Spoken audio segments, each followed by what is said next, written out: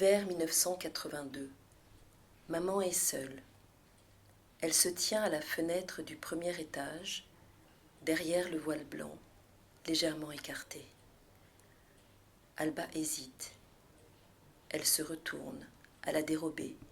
Elle l'aperçoit, chancelante.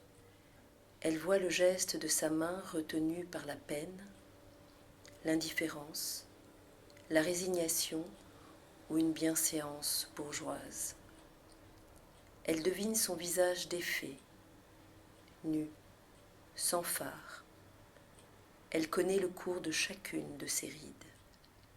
Elle voit les racines blanches de ses cheveux gras tirés en arrière, le duvet sur le dessus de sa lèvre mince, quelques poils sur le menton oublié depuis longtemps par la pince à épiler. Elle voit une saleté laissée dans un des coins de ses yeux verts. Elle se souvient d'avant, avant que sa mère ne s'oublie.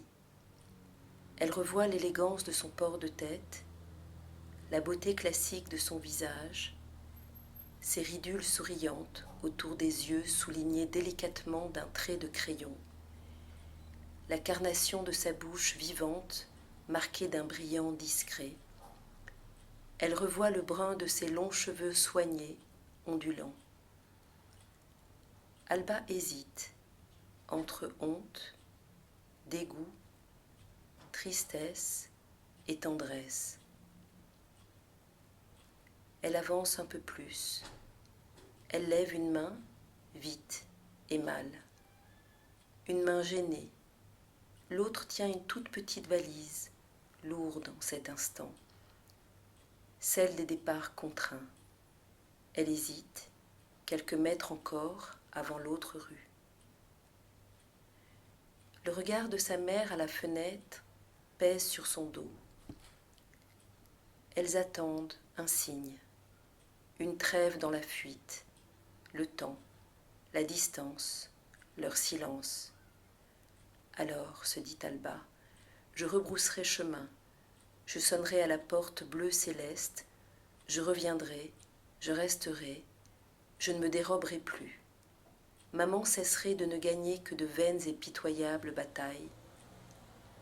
Alors, enfin, dans une plaine muette, sans armes, l'une et l'autre reprendraient souffle. Au coin, Alba ne se retourne pas. Elle disparaît. Sa mère, figée, regarde une rue abandonnée. Lasse, elle a baissé sa main. Son bras ballant frémit à la douceur fraîche de son peignoir en soie. Il s'est entr'ouvert sur son corps nu, son long cou fripé, ses seins tombants et son sexe dégarni. Il est 5 heures de l'après-midi.